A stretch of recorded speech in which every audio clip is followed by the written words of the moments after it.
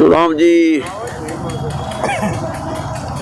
जो ये किसान उनका आंदोलन है, इसमें किसी को सबसे ज़्यादा याद किया गया है तो छोटू राम जी को किया है, क्योंकि जो कृषि सुधार पहली बार इस देश में कोई महापुरुष लेके आया वो छोटू राम जी थे। चाहे वो एपीएमसी था और चाहे एक नई सोच दी उन्होंने एमएसपी के नाम से कि किसान को सिर्फ अन्नदाता मत समझो, उसकी आर्थिक स्थिति भी सुधारने का प्रयास करो।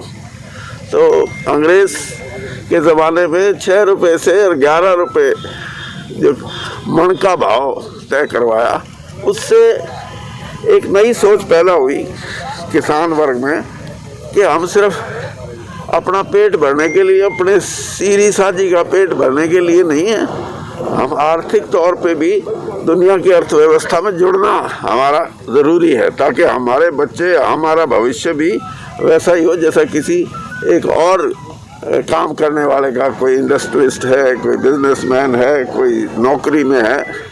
तो एक नई सोच उन्होंने दी।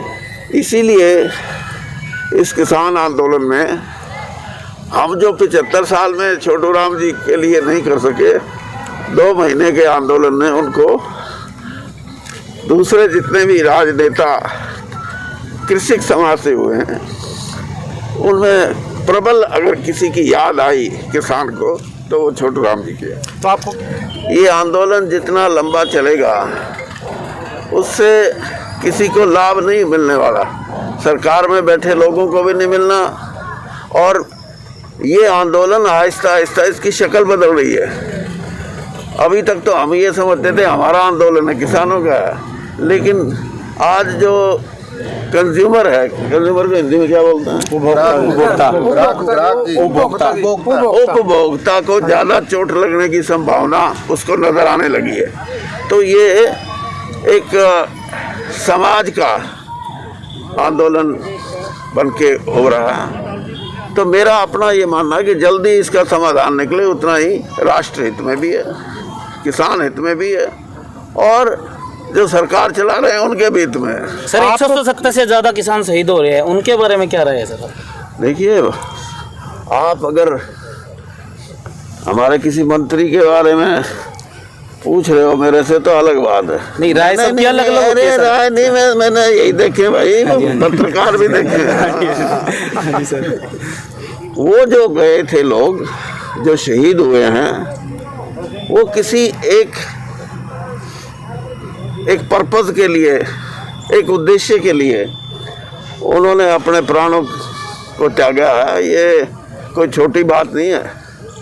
कोई ये कहे कि कोई तो बीमार होकर मर गया, किसी का हार्ट अटैक, ये उन लोगों की सोच हो सकती है जिनकी छोटी सोच है। अब सरहद पे जो लोग शहीद होते हैं उसमें किसी को तोप के गोले से मृत्यु हो जाती है, किसी को लड़ते लड़ते आपस में लड़ते जो तो शहीद, तो सब शहीद हैं।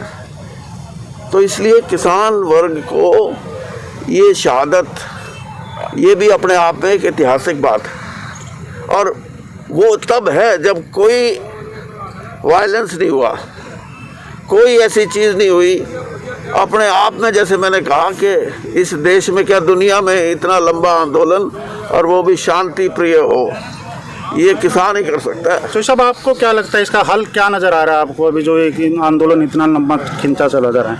देखिए, मैंने यही कहा कि जो भी, अब मैं क्या बताऊं, अमेरिका में आज से